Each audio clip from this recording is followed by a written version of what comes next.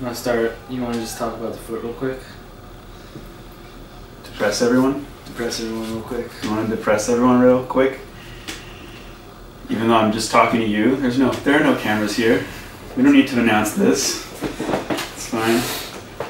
Ruptured Achilles. I was watching the Storm video and I was like, yeah, I could have podiumed in that course had I not destroyed my leg.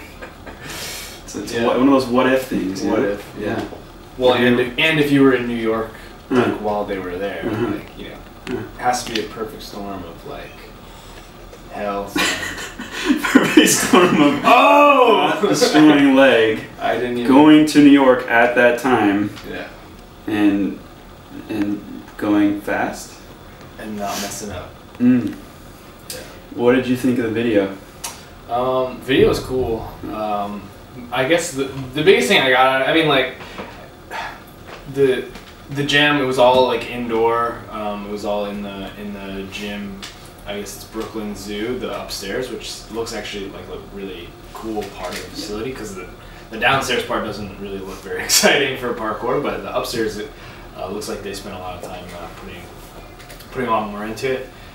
So that was cool, sort of getting to see the feature of that. But you know, and it's hard to tell like what a lot of the guys are even doing in terms of like how big the jumps are. It's like you don't really have any really scale. Some of the bar work is really cool. But the main thing that I got out of it was like the time trials thing, which I didn't actually know they were doing like time trials courses for their tour, like for all the stops. I don't know if they do for all the stops, but I think that's a really cool concept. Yeah. I think you were comparing the other day to the Off the Edge tour where they were doing the kind of breakout wall competitions. And yeah, I think actually the Storm tour, they were doing time trial competitions at every gym they stopped at. Yeah, I think that's a really cool concept because it's like the answer to like Corey and Jesse's tour, which was all like freestyle based, right? It was like the answer. Well, for me, for parkour people. You know, it's not like I see it as sort of like I see parkour as all encompassing. Like I don't like. I think it's funny. It's Storm free run, but they do like time trials in the event. It's like free running. Like that term to me like doesn't really describe anything. It's just like another way of saying parkour, I guess. I'd say a bad way of saying parkour, but I really like the freestyle things that the freestyle comps that they did at the Off the Edge tour. So it wasn't always a wall comp. They also did like combo, like best combo thing, right? Which I thought was really cool. But again, they didn't do any like time trial stuff. And I'm really glad that somebody out there went and like they went on a tour. Storm went on a tour and they did this whole time trials thing because I think that's a really underdeveloped part of the sport. Yeah, absolutely. Yeah, I don't think there's enough of those types of competitions out there. I feel like all of them are tending to be freestyle oriented, and the biggest one right now, Art of Motion, is obviously that. So yeah, I don't know. How do you feel about that? I thought it was really cool that they were doing speed courses or time trials, as they're calling them. Time trials seems to be one of the more popular terms for what to call timed parkour. Although I just don't like the term trial. It's like it sounds like they have to like stop and solve a Rubik's Cube in the middle or something while doing a time trial. Well, I mean, time trial, like the term I think also comes from like other speed sports, like going say like skiing, there's like time trials and stuff like that. I don't know, I'm not super familiar on the lingo in other sports, but I've heard the term like in other sport, not related to parkour. So yeah, I guess I've always said speed course. And yeah, speed course to me was like the term, but the obvious one. But I guess it is a speed course, but running it for time would be considered time trial. I don't know. So. Did you? What did you think of the I guess, the formatting that you saw of the speed courses, like how they were doing it? I don't know enough. I feel there's definitely clearly a point where they have like a ground is lava sort of thing, which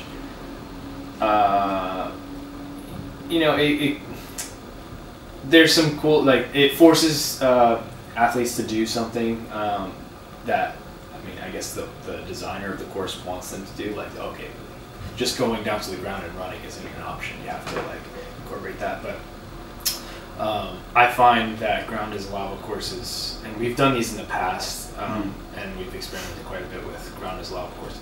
I find it actually is. It gives like a false penalty for something that shouldn't exist. Like if you touch the ground, like I don't know what the rule was in that competition, but a lot of times if you touch the ground, it's like, okay, you get 10 seconds added to your time, or you're just disqualified from the course entirely, which to me is really stupid because it's not really lava. It's not like you fell in lava, it's not like you fell in water, it's not like you fell in a gap, right? You fell to the ground. So I find that when you design courses, it has to be more checkpoint based, and if you want to encourage people to go at height and not touch the ground, then you have to design a course in which rewards people for going to height rather than forcing them to. Yeah, like I think we learned that lesson in NAPC 1. We had 2013, or whatever you want to call it. We had 2 courses. The first one, there was a jump at the end over our foam pit, and then the second course was a ground is lava course. Yeah. And I felt like a lot of athletes that should have done well, that were basically more skilled for speed courses, didn't do as well as they could have because of those restrictions. It leaves so much more open to chance. It takes away, I think, some creativity too. It's putting like an extra restriction on the way people can run the course. Like if you want people all to do a speed course and run it exactly the same way, put tons of restrictions on it. Yeah.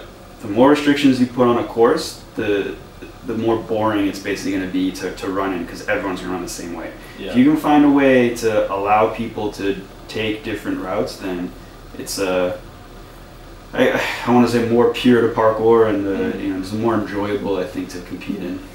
So I guess that's thinking in terms of like strategy and like creatively in strategy. But I think also like, if somebody does go and touch the ground in a particular spot, I find, so let's say they mess up, I guess, the course. I find that it's having less restrictions, not having that ground is lava rule, will allow the athletes to come up with, like, in the moment, creative ways to solve the problem that they just messed up, right? Like just recovering from a mistake is huge, and if you make every little rule like, oh, this is a penalty, so you add time here, or no, you're completely disqualified because you messed up, it's like it eliminates the whole factor of like coming back and doing and like still like getting back up and finishing the course, or just recovering by doing something really cool to fix your mistake. And while maybe it might not be as fast as if you hadn't made a mistake, you still might be in contention for reaching the podium or something like that, right? So yeah, it's pretty cool. I think the one thing that I saw in the video where my initial reaction was like, oh, dang, was they were using an iPhone yeah. iPhone timers. I mean, I can't, right after I thought that, I kind of rethought it, and I was like, well, who knows if this was a plan or an afterthought or something to actually do these competitions during their jams. Yeah. It would have been cool, I guess, if along the way maybe one of them brought in a stopwatch or just something other than. Yeah.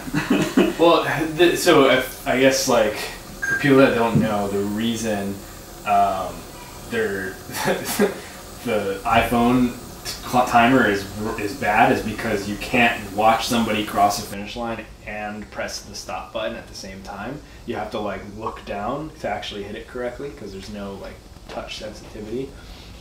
So I found personally, anytime I've used my iPhone for timing speed runs, it's really difficult to stop it on time.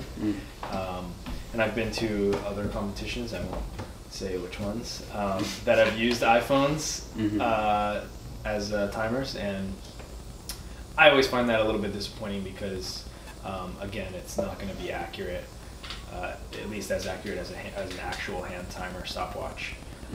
And even better than that would be laser timers. Sure, something that the athlete can trip. Yeah.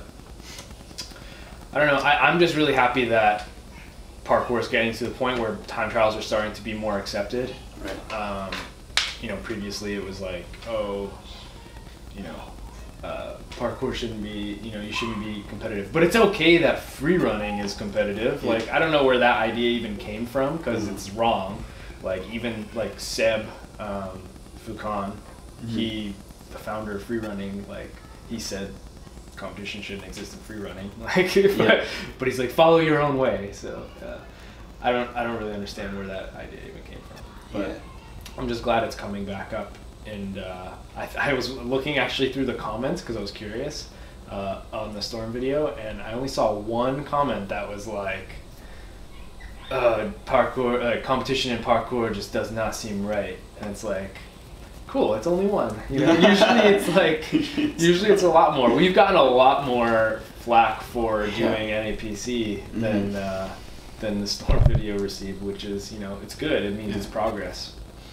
It's always ironic to me because all the people I think that were against competition in parkour before, they allowed the free running or the freestyle element or whatever you want to call it, they allowed it to become more popular.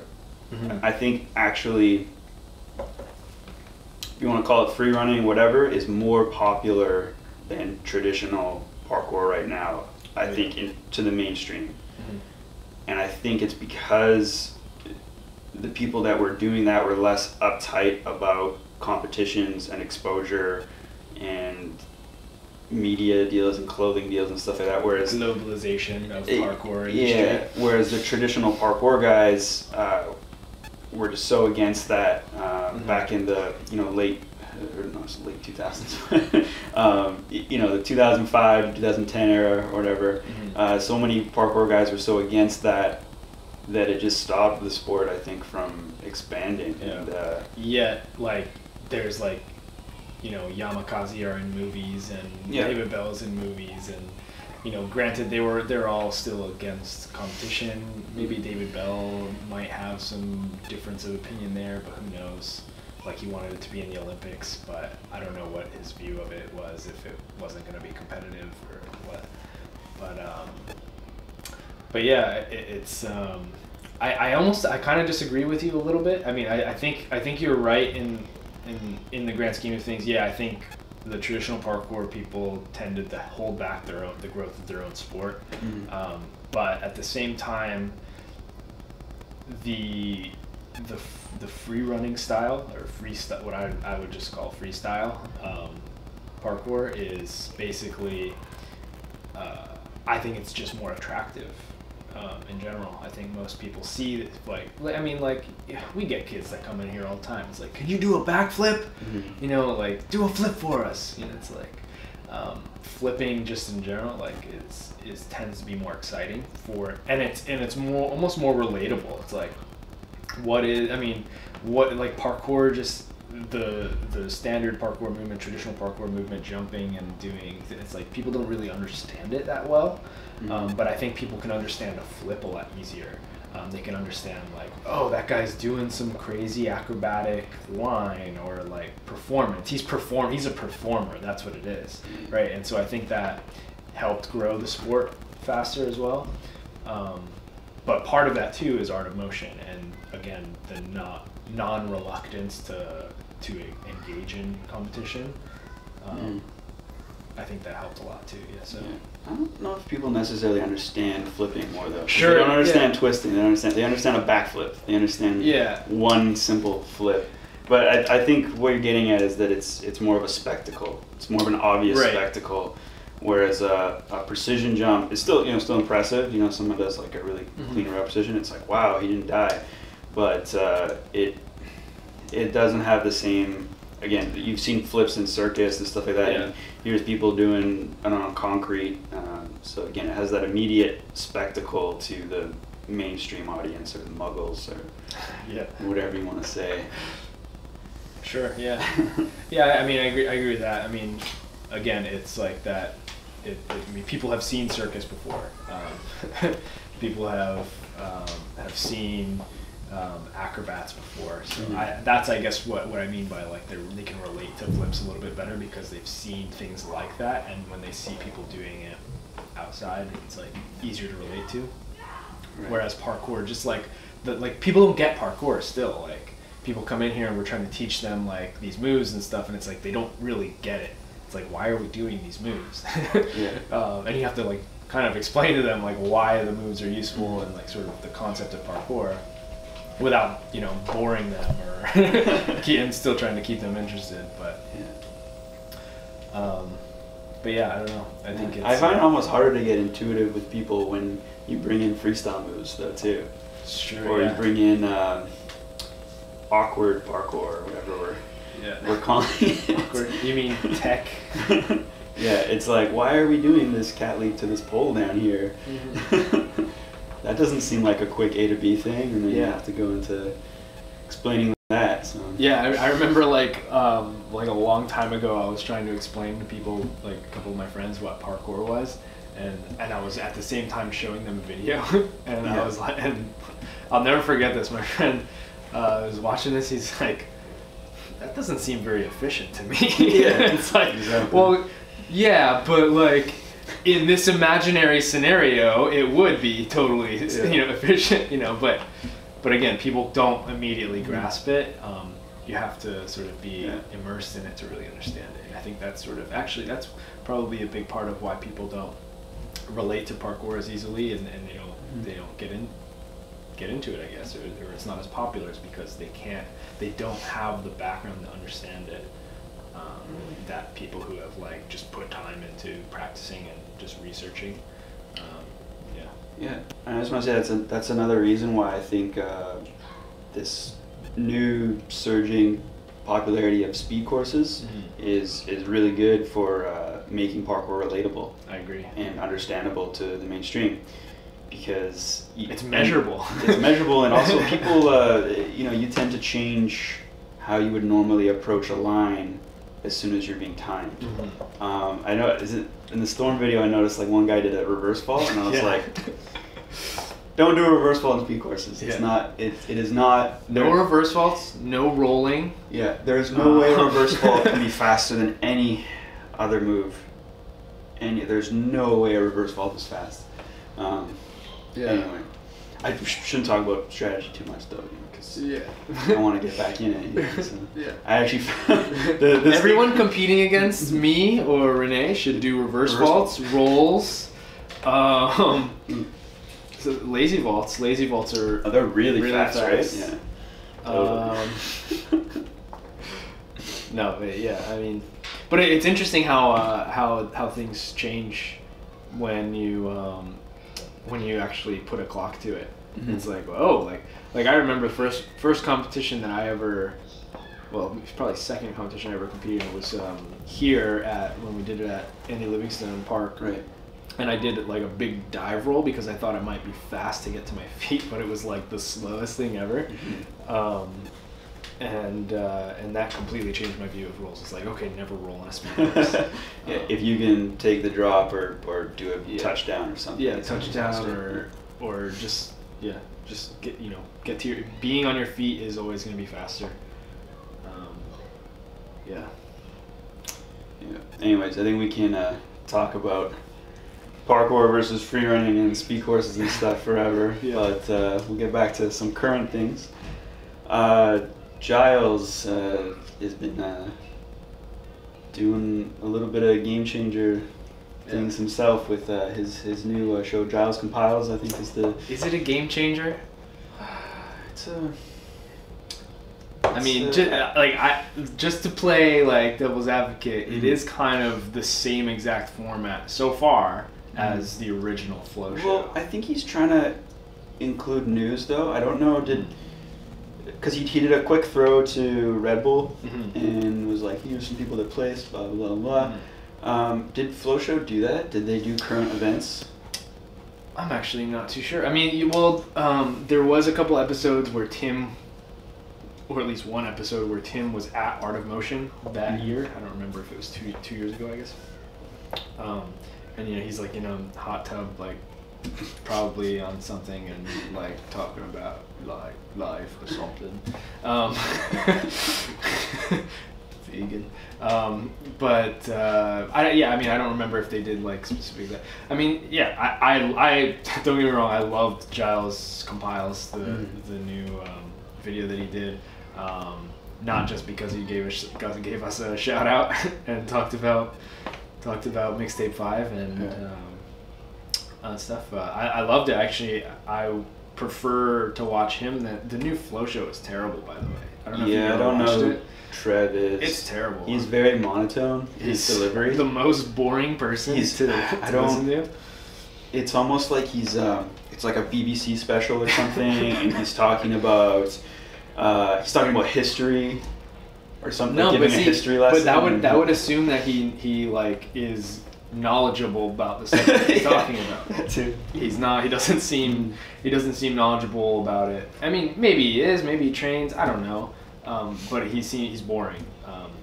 Giles, at least. But I think the cool thing about Giles doing it is he's somebody who's really, really actively a part of the community. He has his own like clothing brand, the Modus Project. He traveled with Jesse and Corey on the Off the Edge tour. He did the Storm tour. Yeah. I would be safe to admit that Giles knows more about what's going on than I do. Like knows more about like what the cool videos are, who's awesome, who's doing what. Yeah. Knows more people, is more connected probably than anyone. Yeah. You know what the other cool thing about him doing it is, he talks about videos in the show, obviously because videos are a big part of our parkour culture. But like the biggest thing is he's a videographer for parkour, so it's like if anyone can talk about that, it's him, right? Yeah. He's like I think he might be the only one really like making a living like doing professional parkour videography. I mean, I'm sure there's other people who like dabble in it and like do it on the side, but in terms of like actually like I said, he's doing the tours. He's going to every major event and doing some kind of project with it. And he trains. And he trains too. So, I really like it. Yeah. I think if he does want to make this thing more of a game changer, like totally flip the format and stuff, I think he really needs to start taking his expertise and applying it.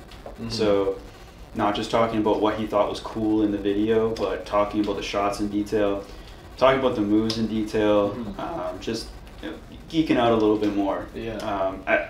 It's going to be hard to do, I think, as one person. He's probably setting up the shot himself. Right. This is probably just a one-man show. He sets up a tripod, sets up the shot, stands in front of it, doesn't have someone feeding the lines and stuff. But who knows? Maybe he could bring in another person to help him out. In terms of prepping him for the shoot or whatever. Yeah. And I think he has a lot more to offer than what he's doing so far. But hey, one episode, it was already a huge improvement from what we've seen in the past with this kind of format. So, yeah. Cool. Yeah, more Giles, more. More Giles face. Yeah. Would be great. What else happened last week? The KO or the No Obstacles brand, the WFBF. It's WFPF, not WPF. WFPF. They are coming out with a new shoe. The KO Drop. KO Drop, which looks better than... I guess it means zero drop it's clever. It's clever. Yeah, oh, for sure. That's a good name. I'm not hating on the name. It is very clever marketing scheme. It's like that's the big thing now too. Yeah. It's like zero drop. Although I will hate on the no obstacles as a name. Like no obstacles, no free. I've never got that.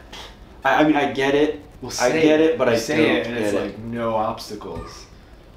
There's no know obstacles. Obstacles, you know about freedom. It's a weird, almost elitist phrase that I kind of see what they were doing with it, but I just think it was a massive failure. And if they want to keep growing that, they should probably drop that.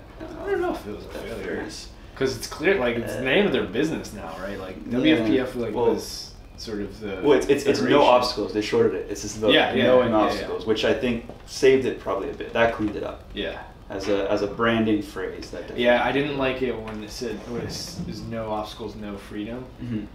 I didn't like that second part. I thought it was weird.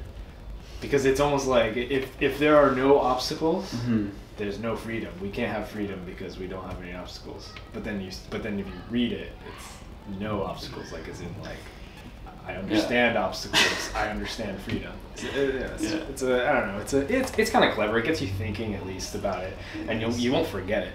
So I guess in terms of like from a business standpoint, it could be useful. But anyway, the shoe. The shoe, I'm very curious about it. Max did a little video, Max Henry did a video where he was sort of testing out the I guess it's just a prototype. He was plugging it. He was plugging it. I'm sure he actually had a lot to do with the design of it as well. Well, that's the way he's delivering the talk anyways, which seemed a little bit scripted for me. I actually, one thing about that video where he's saying, you know, we're going to work it out for you guys, da-da-da, like I hope he's getting a cut. He's probably not, but to use those words, he's basically putting himself out there as a spokesperson and I'm going to say producer of this product. You know, it's not something that I would, you know, ask one of the coaches or athletes here to wear a t-shirt and say, we did this. I'm pretty actually against the use of the word we in a lot of ways when we're talking about parkour brands. And I don't know if he realizes, he's putting his name behind this thing and that's going to sell it a lot. So I hope there's more incentive for him than just 3 pair of shoes max and a couple of bucks. I hope he's getting something out of it. Yeah. But I'll give him the benefit of the doubt. Maybe he is. Maybe it's totally worth it for him. The ceiling's coming down right now. That's amazing. Wow. Got a guy working out stairs right now. It's probably Scott. He's pulling nice. He's pulling a little cable through the ceiling. We'll just ignore that. Oh wow. It's great. It's cool. Let's roll with it. I thought it was interesting. What do you think about the actual shoe itself? Let's just talk. Well, yeah. So, what do I think about the actual shoe? From what you see, the actual, like, it was interesting because Max was saying that the rubber. I mean, he was admitting that the rubber wasn't on point yet. So I guess they still have to sort out like the actual outsole of it, which is huge. Like in my view, that's actually probably the biggest part of the shoe. Not the fact that it's 0 drop, but can it stick to anything? If it can't stick to anything, then you don't have a good shoe. I mean, that's the bottom line. So, yeah, I guess that's my concern, is if they get the rubber on point. It looks like it's just like a Asics Corrido. That's what I heard it was like modeled after. And it's like, I don't know, like I'm kind of getting annoyed with like parkour shoes, like just ripping off other shoes. It's. I mean, I don't know if that's exactly what they did, but that's what I've heard. It looks like, and I guess they're not really done with the design on the top part of the shoe either. They were like saying it's just kind of a model prototype. So really, what I got from it is that they don't have a shoe yet. It's just like a concept for a shoe. Like in terms of like 0 drop, you know, and like, you know, athletic design, but they don't really have a shoe yet. But I find it interesting that they're advertising for it so early when they don't have it yet. It would be nice to get some non-WFPF affiliated testimonials on it. Sure. Again, like copying a shoe, like they tried that with the Kalenji, and it was shit. That shoe was terrible. Yeah. I tried one on, and because a lot of thought into professional like shoe companies or shoe companies, they a lot of thought goes into making an outsole, into making the sole of the shoe, and how much arch support and things like that. And the Kalenji ripoff was just like this flat piece that had kind of the same rubber model at the bottom, and wasn't a comfortable shoe. Yeah. At all. So when you rip off another shoe, I just think it would cost more money, but I think that the solution is starting from scratch, really. Like take everything that you would want in a parkour shoe, and maybe rip off a couple other things from other shoes, but really try to start from scratch. And maybe they're doing that. Again, we haven't seen enough to really. Well, I think Olo's done that. They sort of started from scratch. Absolutely. And I respect that. I haven't used Olo, but I haven't really. One, I don't think they look good. And two, like the size of the shoe just really like bothers me. Like I don't like it when I'm wearing big old clown shoes. That was one thing that I didn't.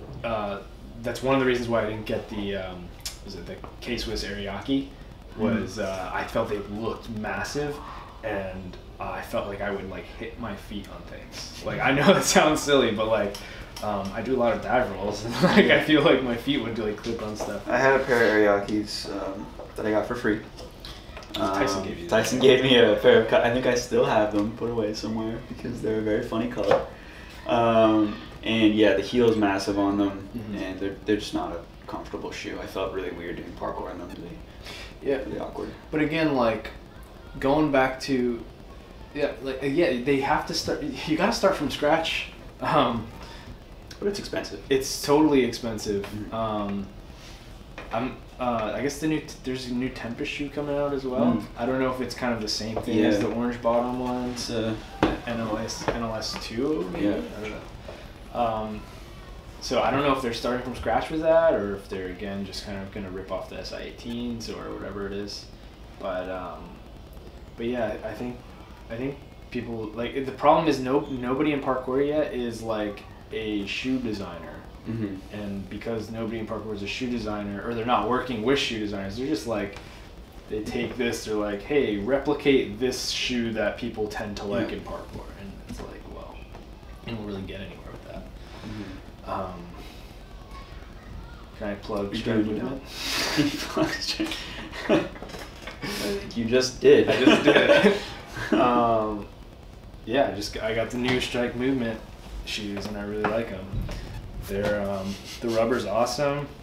I haven't used them for parkour very much yet, but they're pretty much broken in. It's just a little bit tight on the top here, but that material is supposed to wear in. And these aren't specifically designed for parkour. It's like an all-purpose movement shoe, which I think is cool. It's a cool concept because there should be. I mean, like most of the shoes we find anyway aren't designed for parkour. No. Like the Adidas Stars. And that's exactly why you shouldn't rip them off. Yeah. Like even Adi Stars. Adi Star is a straight running shoe. Yeah. It's a straight. It's narrow. It's a straight running shoe for like an old school track flat. Yeah. So it's not designed for anything side to side. It's not Yeah. So I think what's cool what Strike Movement is doing is if you talk to Mark, the founder, is they've every time they've released a new collection, they've taken feedback and tried to design it for the different movements you could do in the shoe.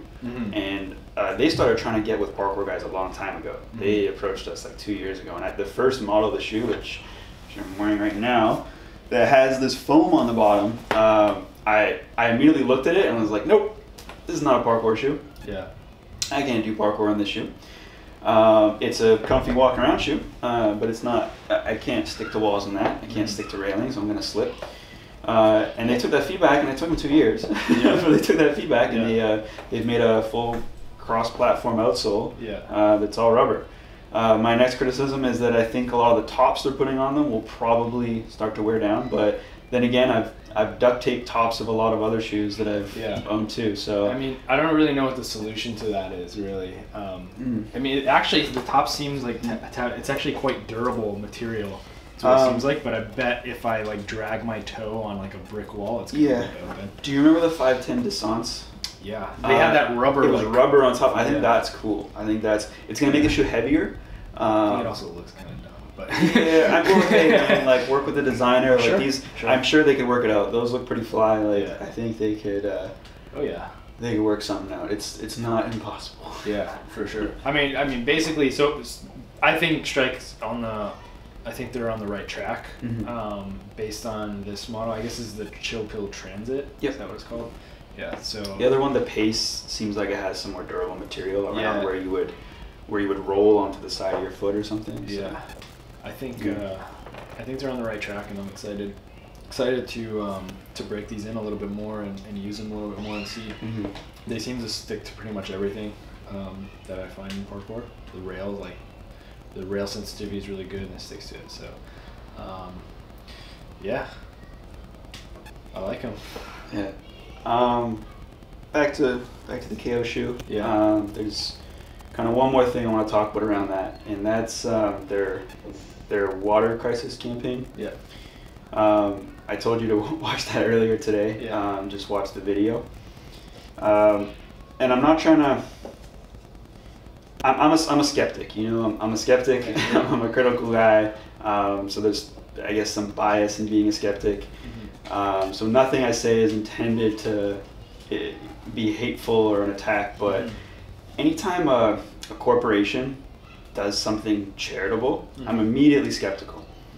Immediately skeptical. Anytime a corporation does something charitable and announces it, particularly at the same time they're bringing in a new product, I'm skeptical to what they're doing.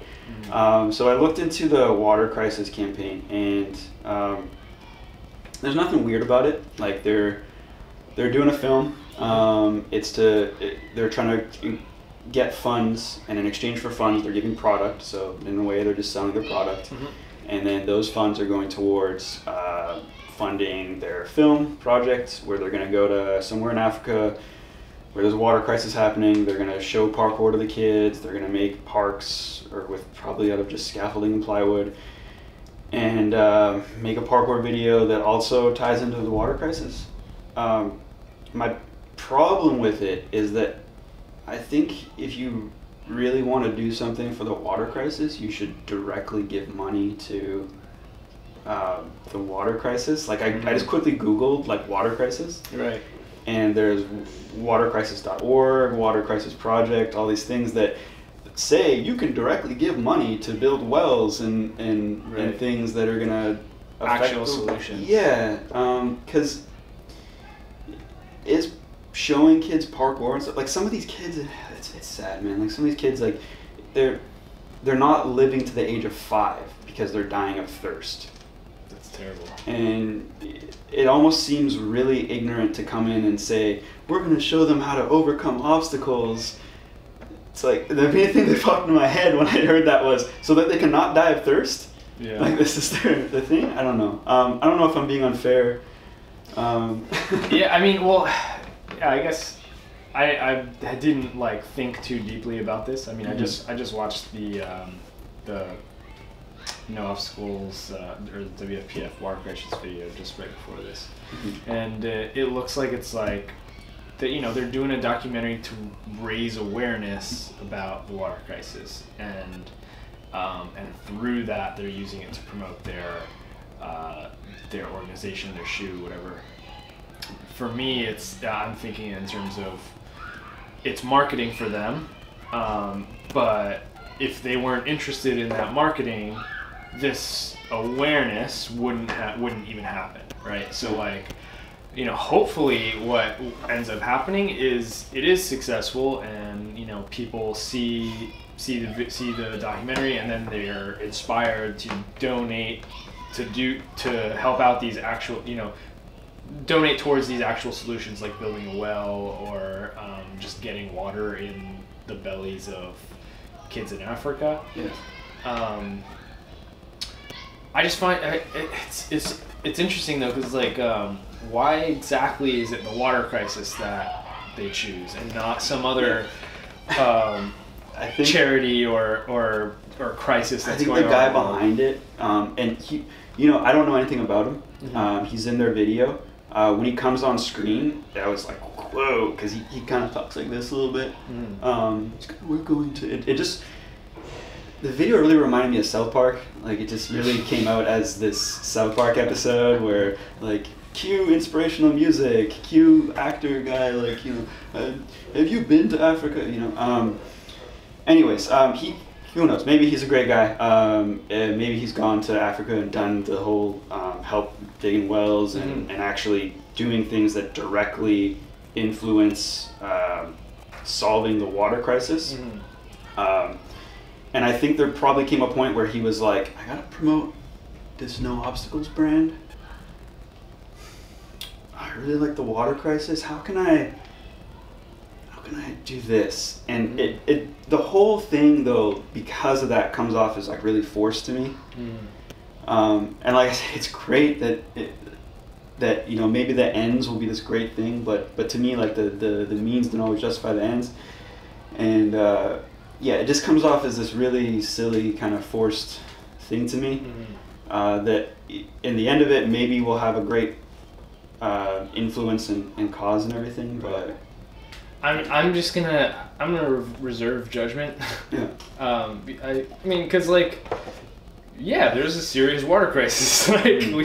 That definitely is an issue, and it is definitely one of those issues that tends to be overlooked because in North America we do take a lot of water for granted. You know, I mean, there's a cup of water just sitting right there. Nobody's drinking it because nobody's thirsty. My plant, you know man. what? The plant is thirsty. The plant is thirsty, but so are kids in Africa. I mean, we use water to get, you know, coffee that, you know, with these, you know, cups that we're just gonna throw away, like we don't really care about. So yeah, I mean, there's a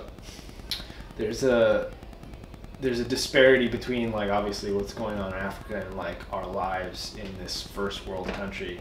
And I think that is kind of a problem. I think we should be able to look in the mirror and realize like there's like something going on. But again, like, you know, it does seem forced. It does seem a little bit strange. The whole video just comes off as really scripted.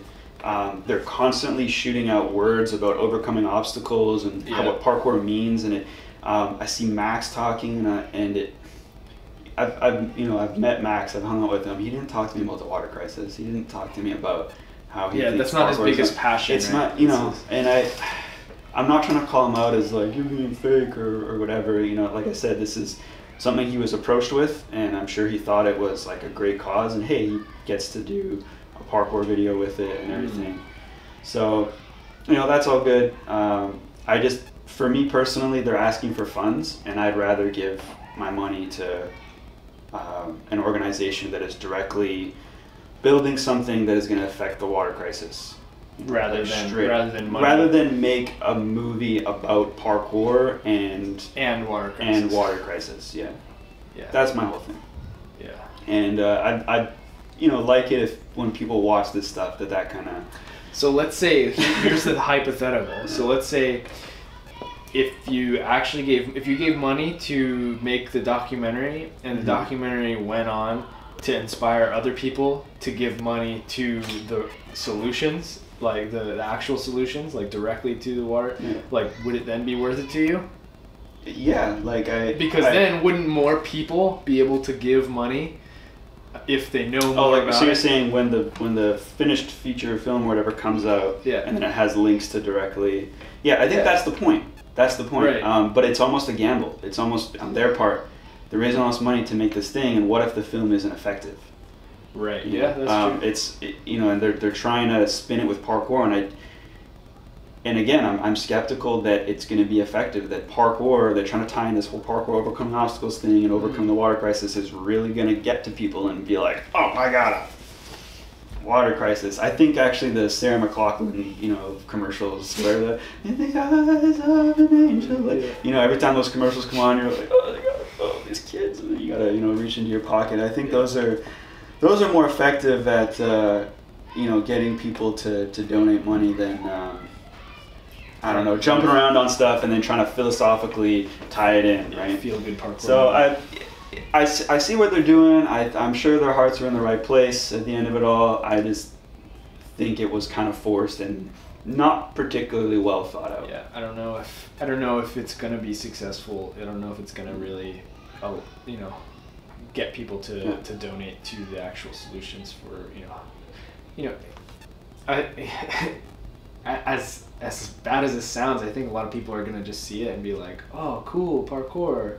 Oh, like that made me feel something, and then go on with the rest of their day, take a long shower, take the water for granted, and keep living the North American lifestyle. Because I think that's what generally happens. I mean, anytime you want to make change, it's one interaction at a time. Face-to-face interaction. Like if all of a sudden I told everyone on staff, like, hey, I'm shutting off the water.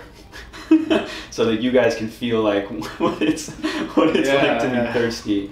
That might get people thinking, but it really has to be direct, I think, for this sort of thing. I don't know. We'll see. I guess we'll see how it works out, how it ends out. Hopefully, it is a positive thing and it's not wasted money. But I don't know. We will see what happens. Anyway. I think that's pretty good for today. Cool. Got some stuff to do, so cheers. Cheers. And we missed 2 weeks in a row. Sorry about that. And today's Wednesday. We meant to film these things on a Tuesday. So if we're not going to do it, we'll try to make some sort of announcement. But otherwise, expect these chats to come out on Wednesdays. See you later.